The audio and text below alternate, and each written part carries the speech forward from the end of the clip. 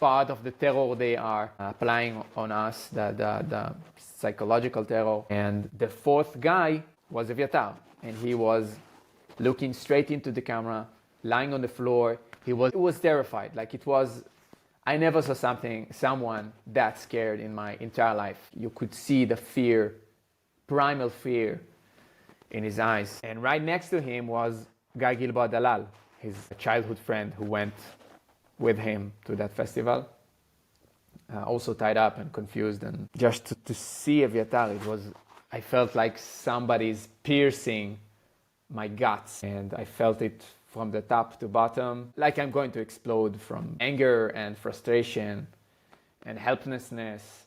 I saw it alone, by the way, first, because, I could see Hamas released so many executions videos that day, and I thought to myself, okay, maybe I'm going to see an execution of my younger brother. So I was very cautious. I took the phone to see it alone. And then I told my family Evyatar is kidnapped. And after that, all the videos we got, all the recordings are from the same day. We don't have more recordings. We had a recording of a Gazan photographer who just filmed Evyatar while he was thrown into a pickup truck inside Gaza Strip.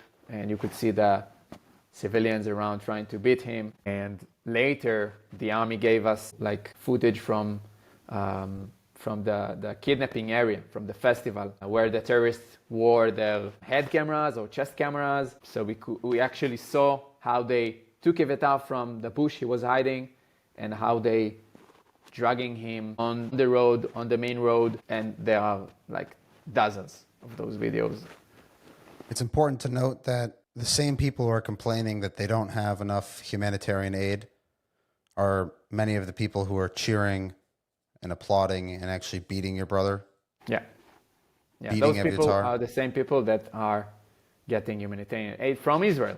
I mean, Israel is giving. Yes. Yeah, Israel is giving that aid. The European Parliament is giving that aid, and many other so-called humanitarian organizations. They're also the same ones who are making TikTok videos and Instagram, putting out propaganda saying that they're starving, that there's a genocide, and everything along those lines. And they're the same people that were beating Evyatar over the head as he was being dragged in by terrorists.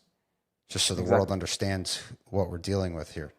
Yeah, the pickup truck video which I mentioned it was a civilian who took that footage. I mean, it's not a terrorist, it's a civilian who wanted to show the world in his own personal Instagram page that the people of Gaza captured so-called soldiers. He called them soldiers because kidnapping innocent people is wrong. So they call them soldiers.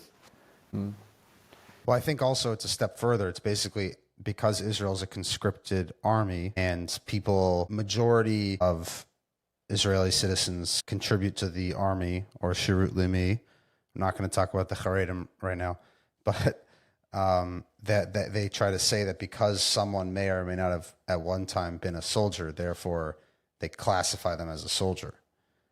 And I don't want to jump ahead, but we'll get to that in 1 second when it comes to hostage deals. What's your relationship been with the army in the days after, and the weeks and now year plus? Have you had a positive relationship?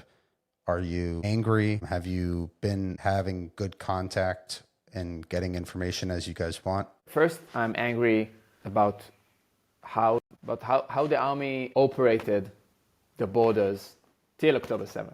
And how the army and all of the security system in Israel operated. The narrative was false. We thought we could control terror instead of destroying it, and it blew up in our faces.